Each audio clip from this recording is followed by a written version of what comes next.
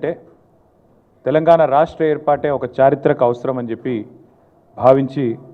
ఆనాడు పెద్దలు కేసీఆర్ గారు ఏ మాట అయితే జలదృశ్యంలో పార్టీ ఏర్పాటు నాడు చెప్పినారో దానికి అనుగుణంగా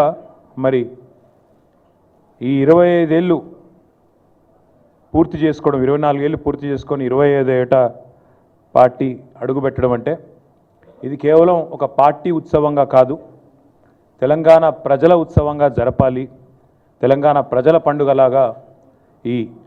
బీఆర్ఎస్ యొక్క రజతోత్సవ సంవత్సరం జరగాలి అని సమావేశంలో అందరూ కూడా అభిప్రాయపడ్డారు. ఎందుకంటే తెలంగాణ చరిత్ర కనుక చూస్తే ఎన్నో ప్రజాస్వామిక విప్లవ పోరాటాలకు పురిటిగడ్డ తెలంగాణ సాయుధ పోరాటం నుంచి మొదలు పెడితే ఆ తర్వాత జరిగిన పోలీస్ యాక్షన్, ఆ తర్వాత జరిగిన తెలంగాణ తొలిదశ ప్రజా పోరాటం, ఆ తర్వాత అల్టిమేట్గా కేసీఆర్ గారి నాయకత్వంలో 2001వ సంవత్సరం నుంచి ప్రారంభమై 14 సంవత్సరాలు సుదీర్ఘంగా పోరాటం చేసి చివరికి మరి అల్టిమేట్గా కలిసి వచ్చే కాలానికి నడిసొచ్చే కొడుకు వస్తాడన్నట్టుగా మరి తెలంగాణ తల్లి విముక్తి కోసం ఎదురు చూసే క్రమంలో చరిత్ర ప్రసవించిన ఒక బిడ్డ టీఆర్ఎస్. మరి అలాంటి సంస్థ 25 ఏళ్ళు పూర్తి చేసుకోబోతూ ఉండడం అనేది డెఫినెట్గా ఇది తెలంగాణ సామాజిక చరిత్రలో ఒక ఉజ్వల ఘట్టంగా ఈ సమావేశం పూర్తి స్థాయిలో అభిప్రాయపడింది. తెలంగాణకు ఏనాటికైనా ఒక రక్షణ కవచం, తెలంగాణ ప్రజల ప్రయోజనాలకు ఒక రక్షణ కవచం బీఆర్ఎస్ అని చెప్పి కూడా అందరం కూడా అభిప్రాయాన్ని వ్యక్తం చేయడం జరిగింది. పెద్దలు మా పార్టీ అధ్యక్షులు ఇవాళ మాకు గతం గురించి ఏ పరిస్థితుల్లో తెలంగాణ తల్లడిల్లిపోయింది, ఎన్ని రకాల విపత్తులతో తెలంగాణ ప్రజలు తలపడ్డది,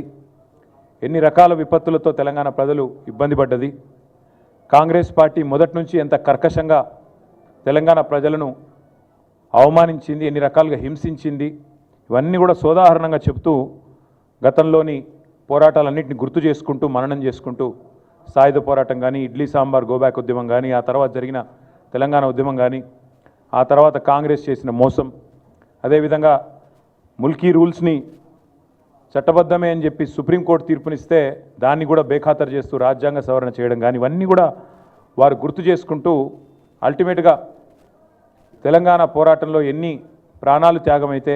ఎంతమంది పోరాటం చేస్తే ఈరోజు మనకి రాష్ట్రం వచ్చింది. కేసీఆర్ గారు మా అందరికీ కూడా గతాన్ని గుర్తు చేయడంతో పాటు రాష్ట్రంలో